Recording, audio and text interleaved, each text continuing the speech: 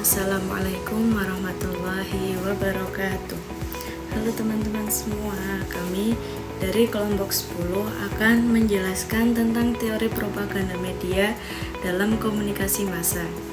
Oke, baik, langsung saja. Yang pertama ada pengertian teori propaganda dalam komunikasi massa.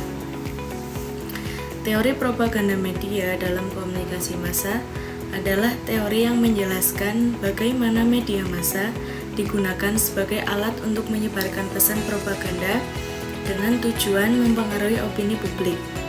Propaganda merupakan bentuk komunikasi persuasif yang tidak menyampaikan informasi secara objektif, tetapi memberikan informasi yang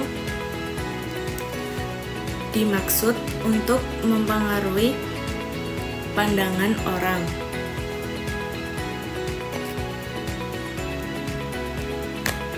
Teori propaganda media dalam komunikasi massa membahas bagaimana media massa digunakan untuk memperkuat pesan propaganda melalui penggunaan berbagai strategi, seperti penekanan pada citra, penggunaan teknik psikologis, dan pengulangan pesan untuk menciptakan dampak yang diinginkan pada audiens.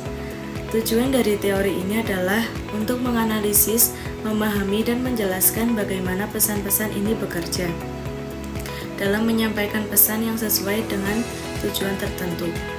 Pemahaman tentang teori propaganda media membantu untuk menganalisis bagaimana media massa digunakan untuk mempengaruhi masyarakat, menciptakan persepsi yang diinginkan, dan mempengaruhi pola pikir audiens sesuai dengan tujuan dan agenda tertentu.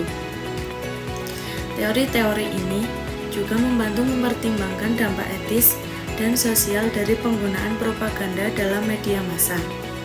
Yang selanjutnya ada karakteristik teori propaganda media. Yang pertama, propaganda bertujuan mempengaruhi opini publik, mengubah sikap, dan mempengaruhi perilaku dalam masyarakat. Yang kedua, pesan propaganda disebarkan melalui berbagai saluran media massa, seperti televisi, radio, surat kabar, dan media sosial.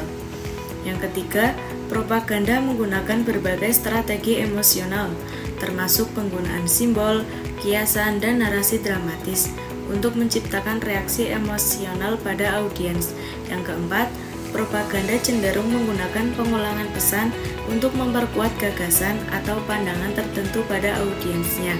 Yang kelima, propaganda berdampak pada perubahan opini publik, pola pikir, dan perilaku masyarakat. Dan yang keenam, propaganda media dapat digunakan oleh pihak-pihak yang memiliki kekuasaan untuk mempengaruhi opini publik dan memperoleh dukungan dari masyarakat.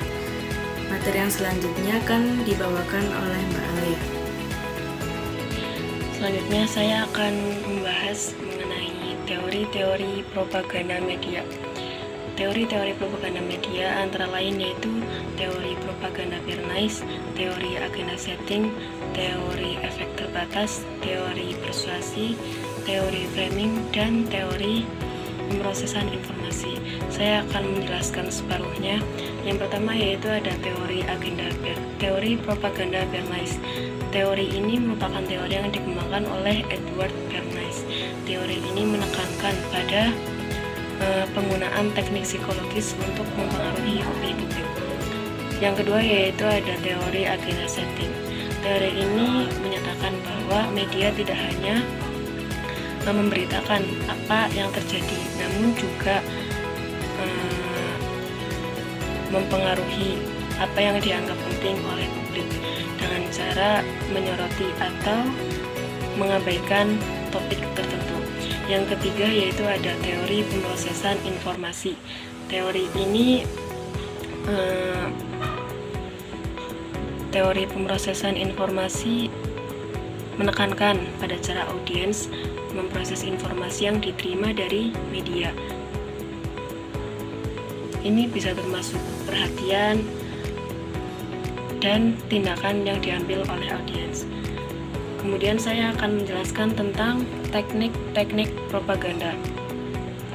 Teknik-teknik propaganda antara lain yaitu yang pertama ada bandwagon technique, yang kedua adalah blindfold, yang ketiga ada testimonials, yang ketiga ada cat stalking, yang kelima ada name calling, dan yang keenam atau yang terakhir yaitu glittering generalities. Saya akan menjelaskan salah satunya yaitu teknik propaganda bandwagon teknik web. Teknik ini adalah teknik yang digunakan untuk membuat masyarakat tertarik dan bergabung dengan suatu kelompok atau pandangan yang sedang populer. Sekian yang dapat saya sampaikan. Terima kasih. Teknik-teknik propaganda yang pertama ada bandwagon technique, yang kedua testimonials, yang ketiga card setting, yang keempat flying fog, yang kelima name calling, yang keenam glittering generalities. Selanjutnya, peran media massa dalam propaganda: menyebarkan pesan propaganda, membentuk opini publik, pengaruh terhadap perilaku, menjaga agenda dan naratif, mempengaruhi emosi dan sikap, membentuk citra dan identitas. Model propaganda yang digunakan dalam penelitian dan dampak terhadap pemikiran dan pola pikir masyarakat. 1. Propaganda persuasif, yaitu propaganda yang bertujuan untuk mempengaruhi opini dan sikap masyarakat dengan cara memberikan informasi yang persuasif dan meyakinkan. 2. Propaganda emosional, yaitu propaganda yang bertujuan untuk mempengaruhi emosi dan perasaan masyarakat dengan cara memanipulasi gambar, suara, dan kata-kata yang digunakan. Yang ketiga, propaganda demonisasi, yaitu propaganda yang bertujuan untuk membentuk citra lawan politik atau komunikasi tertentu dengan cara menyebarkan informasi yang tidak benar atau menyesatkan. 4. Propaganda bandwagon, yaitu propaganda yang bertujuan untuk mempengaruhi masyarakat agar bergabung dengan kelompok atau pandangan dan yang sedang populer.